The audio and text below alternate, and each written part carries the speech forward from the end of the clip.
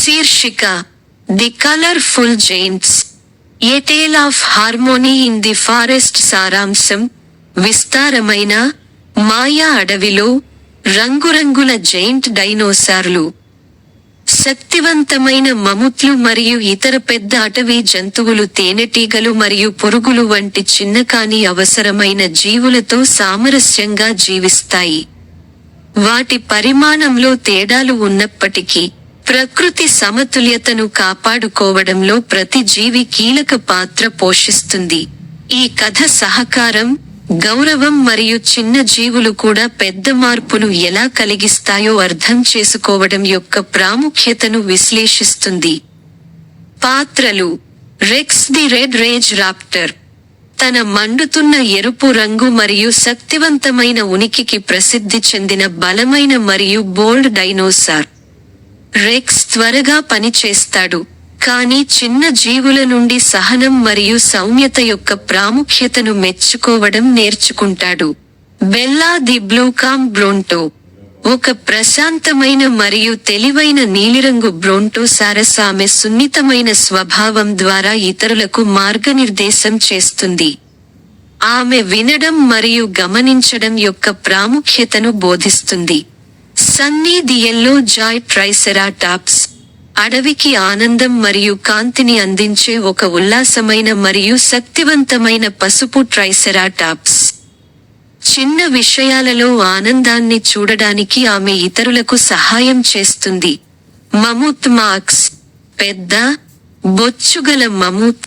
అతని పరిమాణం అంత పెద్ద హృదయం. మాక్స్ దృఢంగా ఉంటాడు కానీ దయగలవాడు, సహాయం చేయడానికి ఎల్లప్పుడూ సిద్ధంగా ఉంటాడు. అతను దయతో ఉపయోగించే బలం యొక్క విలువను బోధిస్తాడు. బజ్జీ ది బీ, చిన్నదైన కానీ భయం లేని తేనెటీగ త్వరగా మరియు వనరులను కలిగి ఉంటుంది. ముఖ్యంగా అడవిని వికసించేలా చేయడంలో చిన్నది కూడా పెద్ద ప్రభావాన్ని చూపుతుందని బజ్జీ చూపిస్తుంది. విగ్లీ ది వార్మ్, నేల సారవంతమైన మరియు మొక్కలను ఆరోగ్యంగా ఉంచడంలో సహాయపడే వినయపూర్వకమైన మరియు కష్టపడి పనిచేసే పురుగు. విగ్లీ అడవిని అభివృద్ధి చేసే కనిపించని కానీ కీలకమైన పనిని సూచిస్తుంది. పెద్ద అటవీ జంతువులు: ఎలుగుబంట్లు, ఏనుగులు మరియు జింకలు వంటి అనేక ఇతర పెద్ద జీవులు పర్యావరణ వ్యవస్థలో ముఖ్యమైన పాత్రలను పోషిస్తాయి, కానీ కొన్నిసార్లు చిన్న జీవుల సహకారాన్ని విస్మరిస్తాయి.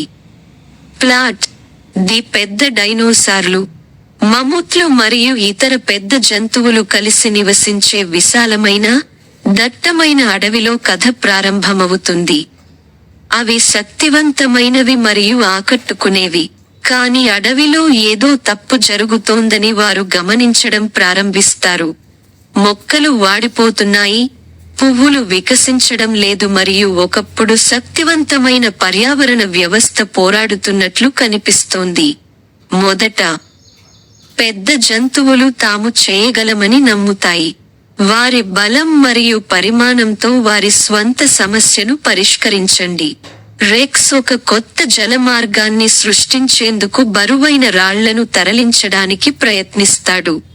బెల్లా వాటికి ఎక్కువ సూర్యరశ్మి అవసరమని సూచించాడు మరియు మాక్స్ తన దంతాలను భూమిని లోతుగా త్రవ్వడానికి ఉపయోగిస్తాడు. అయినప్పటికీ, వారి ప్రయత్నాలు చేసినప్పటికీ, ఏమీ పని చేయడం లేదు.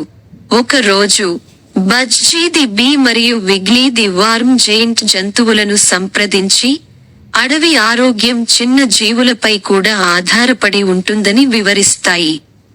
బజ్జీ వంటి తేనెటీగలు పువ్వులను పరాగసంపర్కం చేస్తాయి. అవి వికసిస్తాయి మరియు ఫలాలను ఉత్పత్తి చేస్తాయి. అయితే విగ్లీ వంటి పురుగులు మట్టికి గాలిని అందిస్తాయి, దానిని సమృద్ధిగా మరియు సారవంతంగా ఉంచుతాయి. ప్రారంభంలో, పెద్ద జంతువులు సందేహాస్పదంగా ఉన్నాయి. ఇలాంటి చిన్న జీవులు ఇంత పెద్ద మార్పును ఎలా చేయగలవు? కానీ వారు బుజ్జి పూల నుండి పువ్వు వరకు అలసిపోకుండా సందడి చేయడం, పుప్పొడిని వ్యాప్తి చేయడం మరియు విగ్లీ నేలను సుసంపన్నం చేయడానికి భూగర్భంలో పనిచేయడం చూసినప్పుడు, వారు అర్థం చేసుకోవడం ప్రారంభిస్తారు. పెద్ద మరియు చిన్న జీవులు కలిసి సామరస్యంగా పనిచేస్తాయి. రెక్స్ తేనెటీగలను రక్షించడం ద్వారా తేనెటీగలను కాపాడుతుంది. వేటాడే జంతువులు పురుగుల కోసం మెరుగైన గృహాలను సృష్టించి, అవి భూగర్భంలో తమ ముఖ్యమైన పనిని కొనసాగించగలవని నిర్ధారిస్తుంది. కథ సాగుతున్న కొద్దీ, అడవి మళ్లీ వికసించడం ప్రారంభమవుతుంది.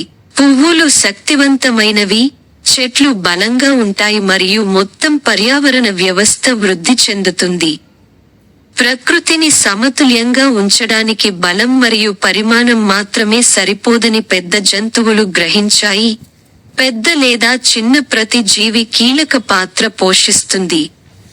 నీతి: పరిమాణం లేదా బలంతో సంబంధం లేకుండా ప్రతి ఒక్కరికి ఒక ముఖ్యమైన పాత్ర ఉందని కథ బోధిస్తుంది.